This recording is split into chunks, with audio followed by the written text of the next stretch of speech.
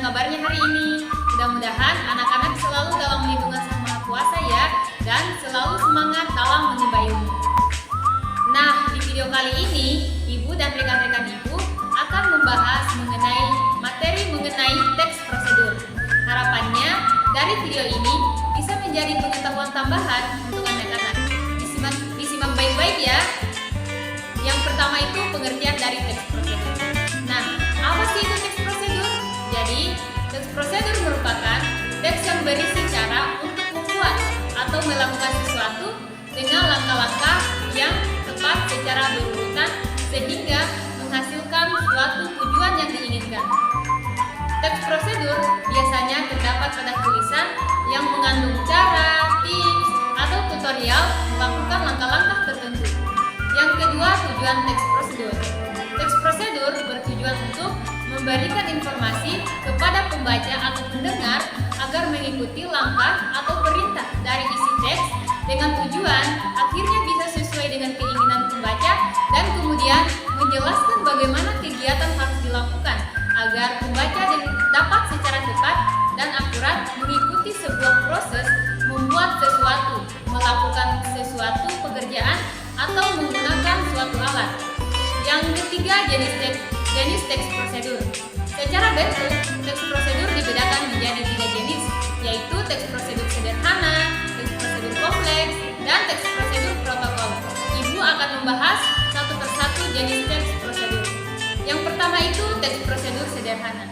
Teks prosedur sederhana merupakan panduan jenis teks yang berisi langkah atau cara yang dilakukan untuk melakukan suatu operasi secara sederhana.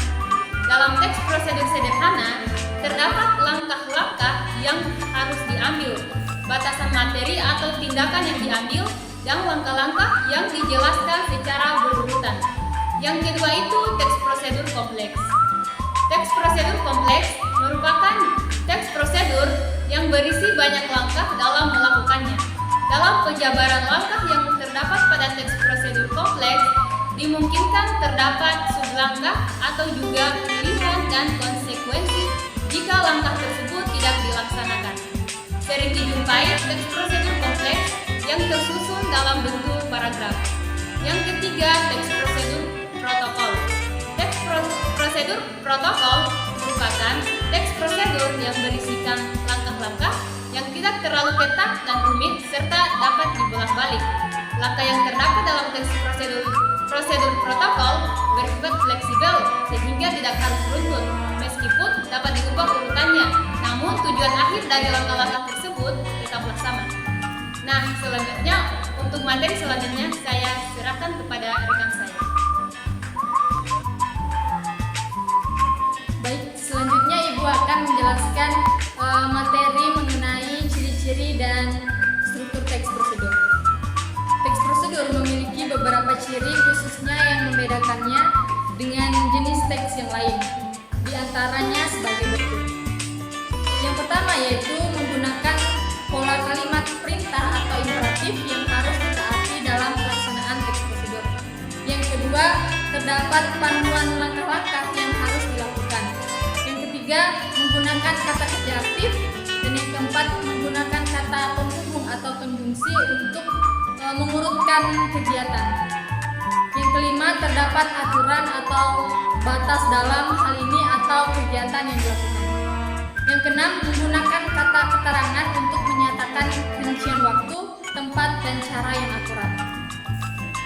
Yang ketujuh, terdapat isi kegiatan yang dilakukan secara urut. Baik, materi selanjutnya mengenai struktur teks prosedur.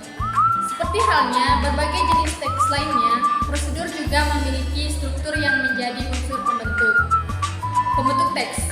Struktur teks prosedur yaitu tujuan, alat dan bahan, langkah-langkah, dan kesimpulan. Yang pertama yaitu tujuan. Bagian tujuan juga dapat disebut bagian pembuka atau pengantar dalam. Bagian ini disampaikan informasi terkait hal apa yang akan dibuat atau dilakukan. Yang kedua, alat dan bahan. Bagian alat dan bahan juga disebut bagian material berisi bahan atau perlengkapan apa saja yang dibutuhkan untuk mencapai tujuan. Yang ketiga, langkah-langkah di bagian ini berisi uraian langkah-langkah yang harus dilakukan untuk sampai tujuan. Yang keempat, penutup. Bagian terakhir adalah simpulan, berisi penegasan ulang atas tujuan yang telah diharapkan. Bagian ini bersifat opsional, yang berarti dalam teks prosedur boleh ada atau tidak disertakan. Itu saja materi dari Ibu. Untuk materi selanjutnya, Ibu akan membahas mengenai cara membuat teks prosedur. Yang pertama, menentukan topik. Sebelum membuat teks prosedur, tentu saja kita harus menentukan topik terlebih dahulu. Adik-adik bisa mencari sumber dari buku, internet, ataupun jurnal untuk menyusun topik tersebut. Yang kedua, menentukan tujuan. Dalam teks prosedur harus berisi tujuan agar pembaca dapat menemukan informasi dan langkah-langkah yang tepat. Ketiga, mengumpulkan informasi. Informasi yang Anda kumpulkan dapat berguna untuk teks prosedur, sehingga bisa dikembangkan lebih jauh lagi. Yang keempat, menyusun kerangka kalimat. Dan yang kelima, mengembangkan informasi ke dalam langkah-langkah. Yang keenam, koreksi dan revisi. Ketujuh, menulis naskah teks prosedur secara utuh. Baik, materi selanjutnya mengenai contoh teks prosedur. Contoh simpelnya itu seperti petunjuk cara memasak mie instan. Tentu saja, adik-adik pernah memasak mie instan dong. Nah, di bagian belakang kemasan mie instan, ada petunjuk bagaimana cara memasak mie instan yang tepat dan benar. Mulai dari takaran air sampai lama waktu merebus mie. Tujuannya supaya kita jadi tahu proses memasak mie instan yang benar. Jadi, mie-nya tidak akan kematangan atau bahkan belum matang.